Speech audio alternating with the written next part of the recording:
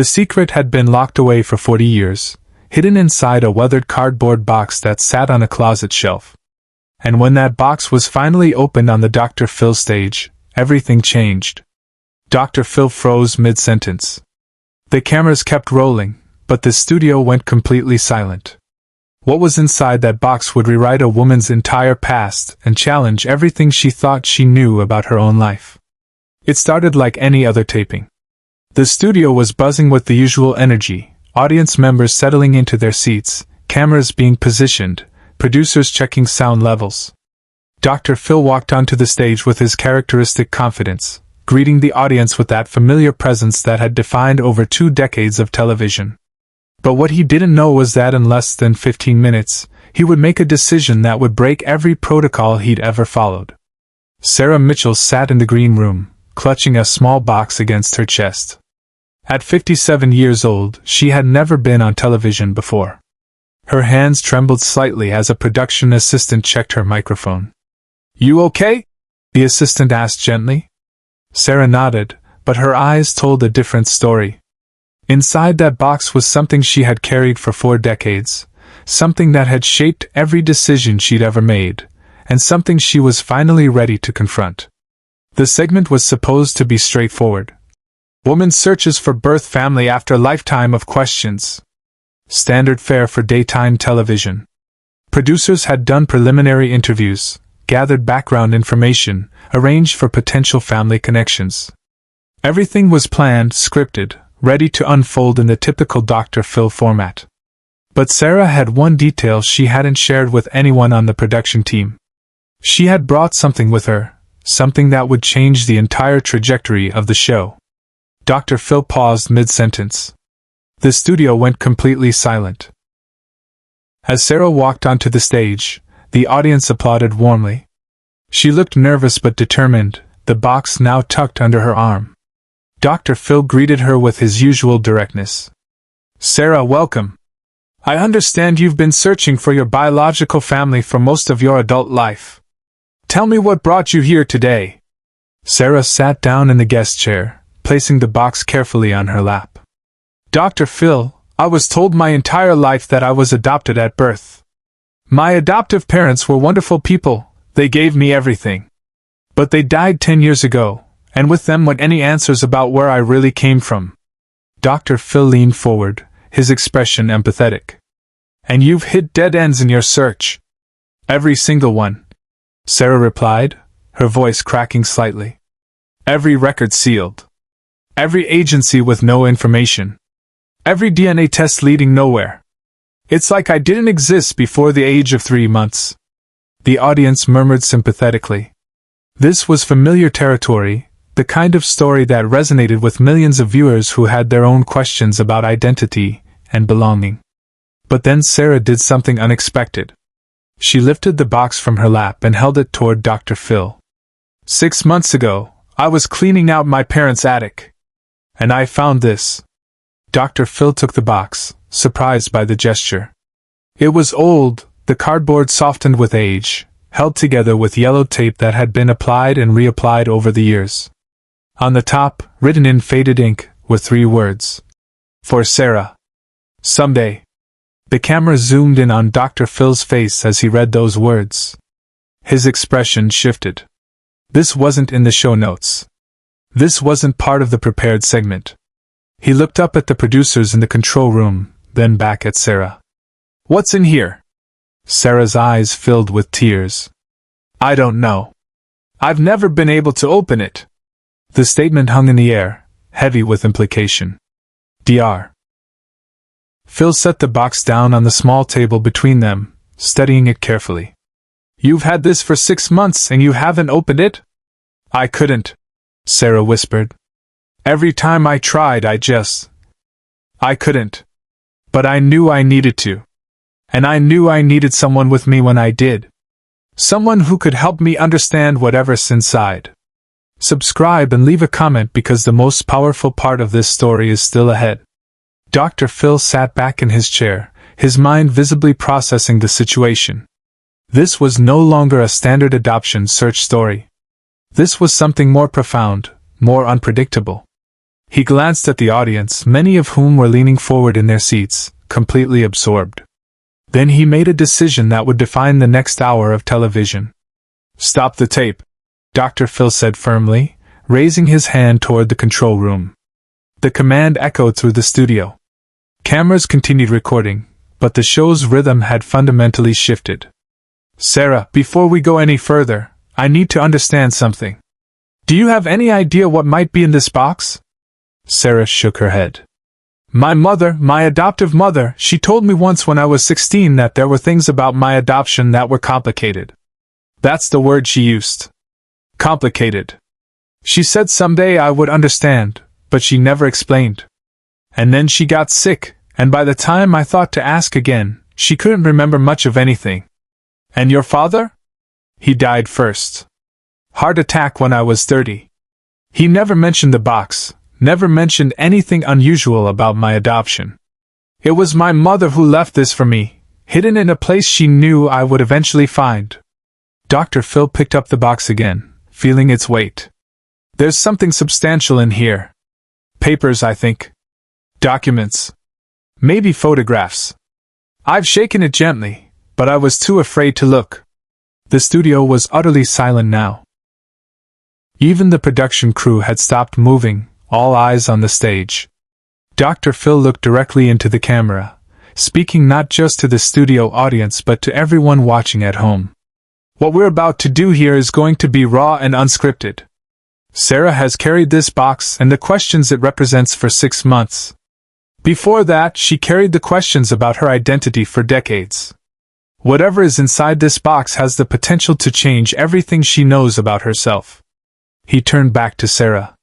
"Are you ready to open it?" Sarah nodded slowly, then paused. "Will you open it with me? I don't think I can do it alone." Off camera, Dr. Phil made a choice no producer expected. Dr. Phil stood up from his chair and walked over to sit directly beside Sarah, abandoning the traditional host-guest dynamic entirely. The cameras adjusted to capture the new composition. He placed one hand on Sarah's shoulder, his voice dropping to a gentler register. "We'll open it together. But before we do, I want you to know something. Whatever is in here, whatever truth is about to be revealed, you're not alone. I'm here. This audience is here. And we're going to walk through this together, one step at a time." The emotional weight of the moment was palpable. Several audience members were already crying, not from sadness but from the sheer humanity of what they were witnessing. This wasn't television anymore. This was real life unfolding without filters, without safety nets. Dr. Phil carefully cut through the old tape with a small pocket knife a stage manager handed him. The box had been sealed so many times over the years that the tape formed layers, each one a moment when someone had thought about opening it, then decided to wait. Finally, the last piece of tape gave way, and the flaps of the box lifted slightly. Sarah's breathing had become shallow. Dr. Phil noticed immediately. "You okay? We can stop if you need to." "No," Sarah said firmly, though her voice trembled. "I need to know.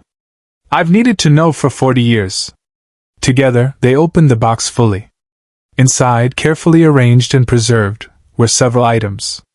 On top was a sealed white envelope with "Sarah" written on it in the same handwriting that had been on the box. Beneath it were photographs, old Polaroids with the distinctive faded quality of pictures from the 1960s. And underneath everything was a stack of official-looking documents. Dr. Phil carefully removed the envelope first, handing it to Sarah. "This is yours. Your mother left this for you." Sarah's hands shook as she held the envelope. For a moment, she simply stared at her name written in her mother's handwriting. Then, with Dr. Phil's steady presence beside her, she opened it. Inside was a letter, handwritten on yellowed stationery, dated 3 years before her adoptive mother's death. "Do you want to read it aloud, or would you prefer to read it privately first?" Dr. Phil asked. "I'll read it," Sarah said, her voice barely above a whisper. She unfolded the letter and began. "My dearest Sarah, if you're reading this, it means I'm gone, and you've found what I've hidden for so long.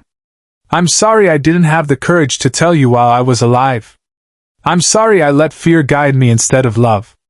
But perhaps this way is better. Perhaps this way, you can learn the truth without seeing the pain in my eyes as I tell it." Sarah paused, tears streaming down her face. Dr. Phil handed her a tissue, his own expression grave. She continued, "You were not adopted in the way I told you. You were not given up by a young mother who couldn't care for you. The truth is far more complicated, and far more painful. You were my sister's child. Your biological mother was Emily, my younger sister. She had you when she was just 17, in 1967, when being an unwed mother was considered a scandal that could destroy a family. But what happened next is something no one in the room or watching at home saw coming." The revelation sent shockwaves through the studio. Audience members gasped audibly. Dr. Phil's expression remained steady, but his eyes reflected the weight of what Sarah was learning. She wasn't just discovering her birth mother's identity. She was discovering that her entire family structure had been a carefully constructed fiction. Sarah's voice broke as she continued reading. "Emily wanted to keep you. She fought our parents, she fought everyone. But it was 1967, Sarah. Our father was a pastor. The shame, the gossip, the judgment, it would have destroyed him, destroyed the church, destroyed everything. So our parents made a decision. I was married, unable to have children of my own. I would take you, raise you as mine, and Emily would go away to school and start her life over." The letter went on, each sentence unraveling decades of carefully maintained secrets. Emily had been sent to live with an aunt in another state. She had been told it was for the best, that Sarah would have a better life, that she would be able to visit as Aunt Emily. But the visits had been too painful. Emily had stayed away, and eventually, the distance had become permanent. "She died," Sarah read, her voice barely audible now. "She died in 1985, in a car accident. She was 35 years old. She never married, never had other children.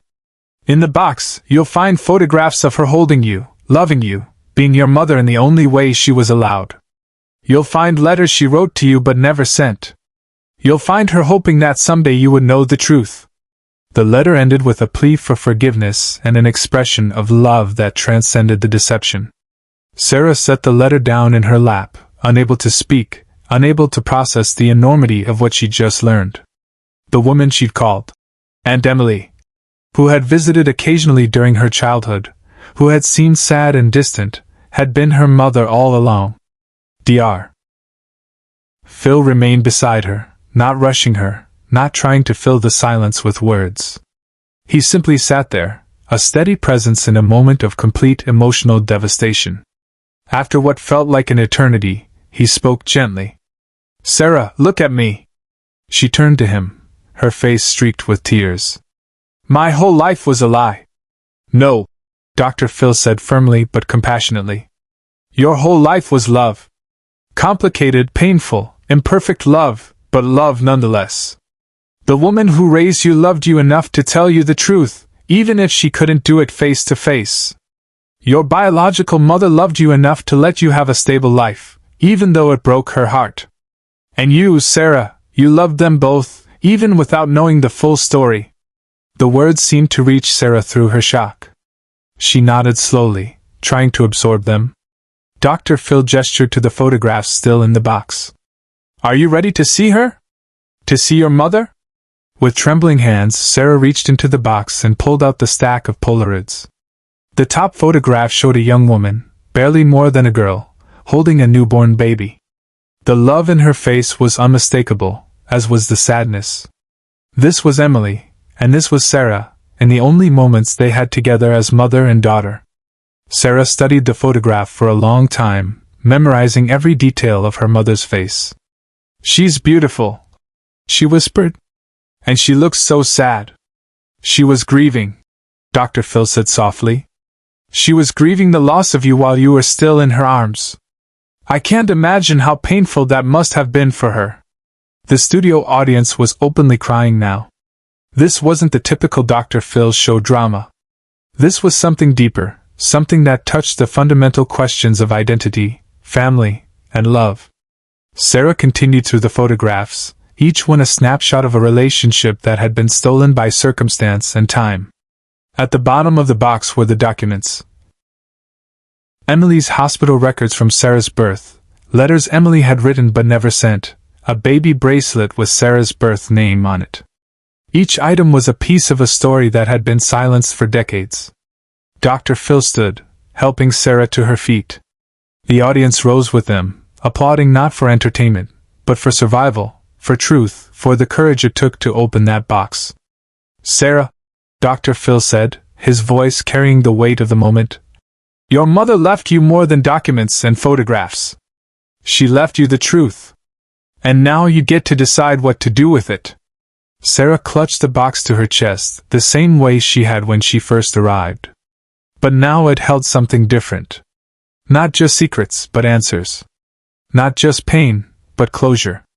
"Thank you," she whispered to Dr. Phil. "Thank you for being here. That's what we do," Dr. Phil replied simply. Then he turned to the camera, speaking directly to everyone watching. "Sometimes the truth doesn't set us free. Sometimes it rewrites everything we thought we knew. But it's still the truth. And Sarah deserved to know it." Share and subscribe. Make sure this story is never forgotten. 3 months later, Dr. Phil received a letter from Sarah. She had used the documents to locate Emily's grave, had visited it, had finally said goodbye to the mother she never got to know. The box now sat on her mantel, no longer a burden of secrets, but a memorial to love that survived even when it wasn't allowed to exist. The show that day changed everyone who witnessed it. Because some stories don't need villains. They just need truth. And sometimes truth comes in a weathered cardboard box that's been waiting 40 years to be opened.